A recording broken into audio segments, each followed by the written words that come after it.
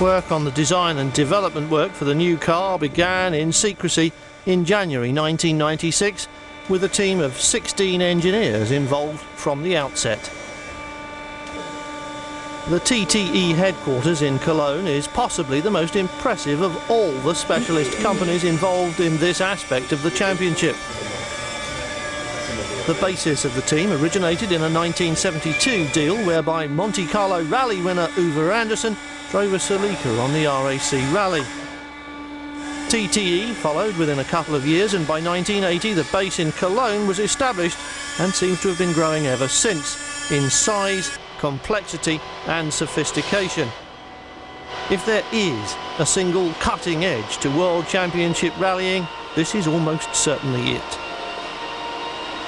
The Corolla was developed here to incorporate the new gearbox and a four-wheel drive transmission, which can incorporate virtually any kind of differential, although its original layout was derived from the Celica to include a fixed centre diff, a clutch-controlled rear diff and an electronically controlled front diff.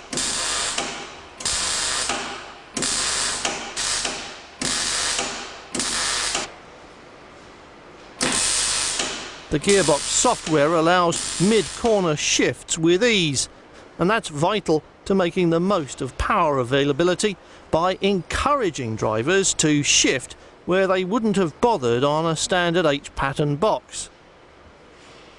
Aerodynamics have also played a role in the development of the new car, although that's not as vital a factor as it is for circuit-based single-seaters. The value of good aerodynamic packaging has been more than demonstrated by 2-litre touring cars, however, and the rules allow the much-in-demand low front bumper and air dam and a small aerodynamic aid at the rear. The prototype was twice given wind tunnel tests in order to check the aerodynamic balance, and it was balance rather than the pure downforce so beloved of Formula One designers that the team was looking for. Eventual weight distribution is only slightly nose heavy, 55-45, and downforce is biased slightly more towards the front. But crucially, it remains consistent at high and low speeds, and it allows a sufficient cooling airflow through the engine bay. Larger air intakes are also permitted within the new rules, as are the wider wheel arches, although the car has to retain the appearance of the production model.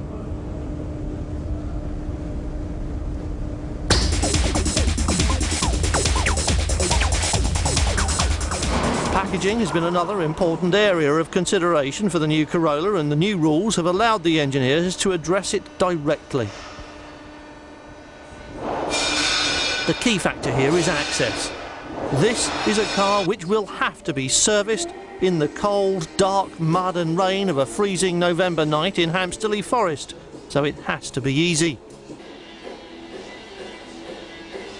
Even though servicing on rallies is now rigorously controlled, major components of the car will have to be changed under frontline conditions, and the engineers believed they'd got this right too, and claimed that the Corolla would be as easy to work on in this respect as its bigger predecessor had been.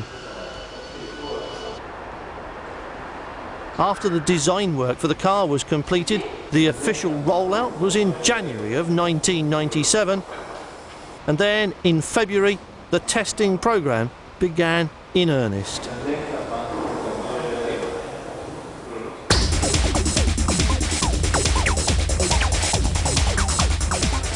Those first tests were in France, and then the car moved to southern Spain and then on to Greece, finally to Finland.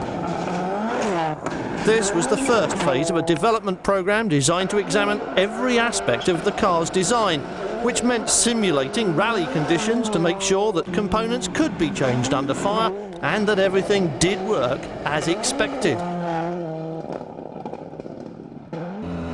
The transmission was an area of special interest, and of course it's something that gets far more abuse than in any other form of motorsport.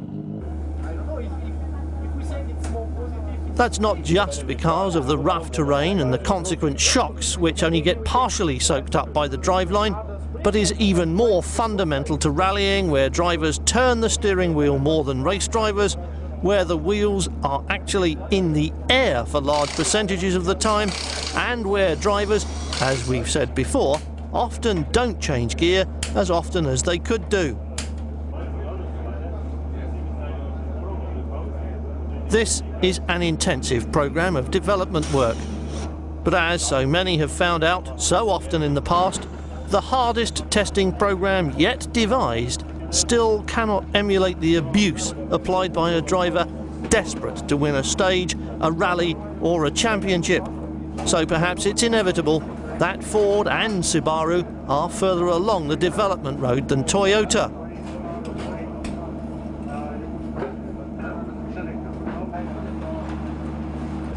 But all new cars have teething problems. Subaru and Ford have both found that developing a new car in competition can have its drawbacks. The workload is doubled, and that can affect the results of the competition and, of course, the development program as well. That's something that Toyota are well aware of and have planned for, and testing is now heading in two separate directions. One will follow through the long-term development projects, and another will act like a conventional test team, preparing and tuning cars for individual rallies.